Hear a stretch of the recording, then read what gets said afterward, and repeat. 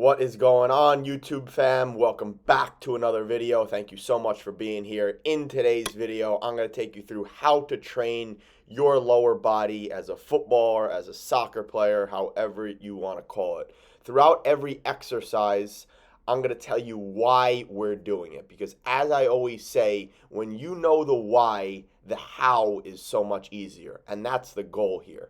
So we get into the osteoarticular warm-up, which is the best thing that you can do for your joints, ligaments, and muscles before any session. I do this before any gym session, before any individual session, and when in season, I do this right before the match, before we do our regular warm-up. So I did about 5 to 10 minutes on the bike to get the body warm, to get the blood flowing and the oxygen going throughout the body, and then I get into all these specific movements. So we did the ankle in and outs, we did the knee circles, we worked on the hips, we worked on the hip swings.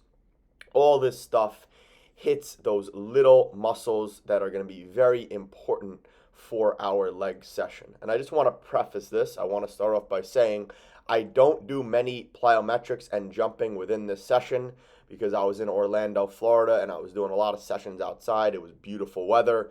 So I did a lot of my jumping and a lot of my sprinting outside. So I didn't do a lot of it in the gym. When I came into the gym, I was working specifically on my body, on the muscles, on the ligaments, and on the tendons with proper movements in a proper fashion. And then when I got outside, I got more erratic, or more animal-like, if you want to say. So we got into, this is my favorite. I think this is your favorite as well, the anterior posterior pelvic tilt. Actually very, very important, very good for your pelvis, even though it looks funny. Got into some side lunges, some spinal translations, very important for the spine, the facets of the joint, some QL side reaches, and then finished it off with some gravity squats before going into the first exercise. So the first exercise was regular lunges. So generally what I like to do is I just like to start off body weight, warm that up really quickly, about 10 to 15 reps each side, and then I pick up the weights, the heaviest weight that I can go. So I was going 45 pounds here, which I think is about 22 to 24 kg, 24 kilograms, and I'm just going 3 to 4 sets of 10 to 12 reps, trying to move very fast on the way up, slow and controlled on the way down. And then in between those sets, I always like to do intra-set mobility. So I did some windshield wipers with my hands on the ground to really work on those hip rotators. Very, very important for anything you do on the pitch, especially your 1v1 defending where you're moving those hips back and forth really quickly. And then I got into the second move of the day, which was the barbell box squat. Obviously, I always warm up with a couple sets, couple reps before getting into the main working set. So the goal here, we're working on acceleration with this move. So what you want to do is you go down, hit that box, you chill there for maybe a second, maybe a millisecond, and then you're exploding.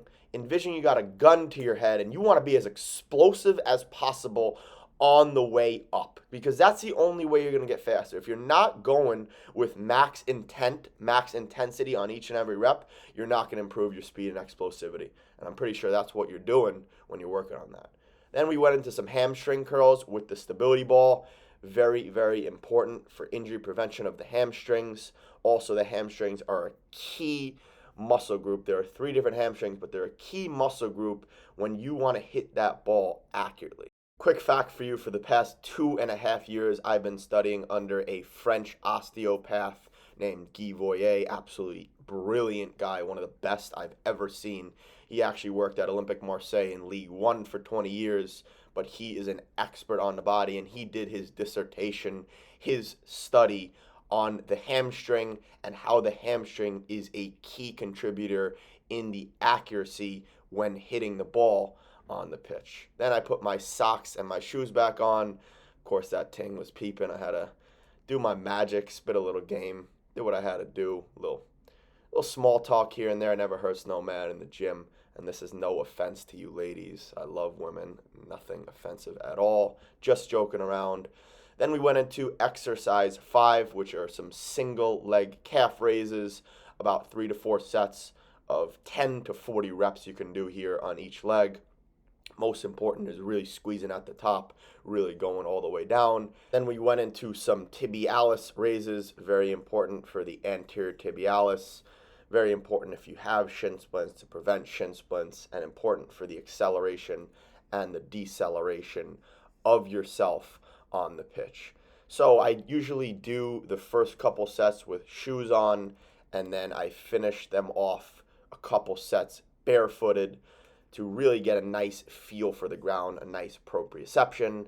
And then we moved on to the glute medius raises, very, very important for the stabilization, for the evening and the leveling of the hips and the pelvis. And obviously, I've talked about it many times before, building an efficient pelvis is very important for anything you do on the pitch. We then went into some sled pulls. I like to end my session off with this, really get some nice blood flow into the entire leg. Works on the VMO specifically, so that teardrop muscle, but in general, it works on the strengthening of the quads and the feet, and I like to do this barefoot as well, so if your gym doesn't yell at you, I would really try that out barefoot. Then I finished off with some jugging. Jogging, fam, jogging. Get your electrolytes, my guys.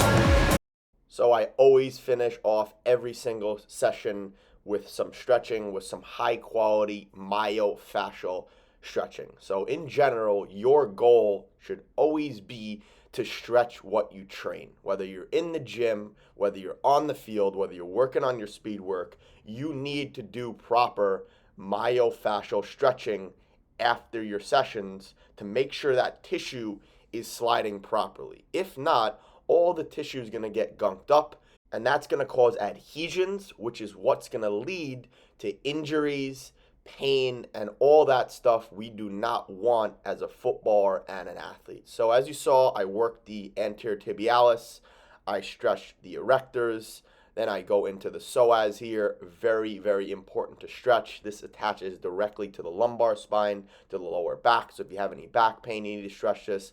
Also, this gets stressed out when you get stressed because it really leads, all your stress can lead directly to that psoas. Then I got into a myofascial quad stretch. Obviously, we trained the quads with the lunges, the squats, the sled pulls, all that stuff. So we need to stretch it. And then we did the figure 4 glute stretch. Very, very important also for a proper, efficient leveling of that pelvis. So I also love this one. Main focus with all these stretches is really, really focusing and breathing into that muscle that you're working. This is something that I give all my one-on-one clients. They do this stuff all the time. Most of them do it about 3 to 4 days a week. I'm doing this about 5 days a week for about 20 to 30 minutes a day. And since I've taken up this myofascial stretching, which I've been studying in depth, like I told you before with that osteopath Guy Voyer, who worked with Marseille, my body, my career has gone to different levels. So it's really some powerful stuff. I know all these guys, these Instagram gurus, get into fascia on Instagram, but yeah, this stuff's unbelievable. So then I finished off with an L5-S1 ELDOA, and as you see here, really, really helps decompress the spine. Thanks for watching.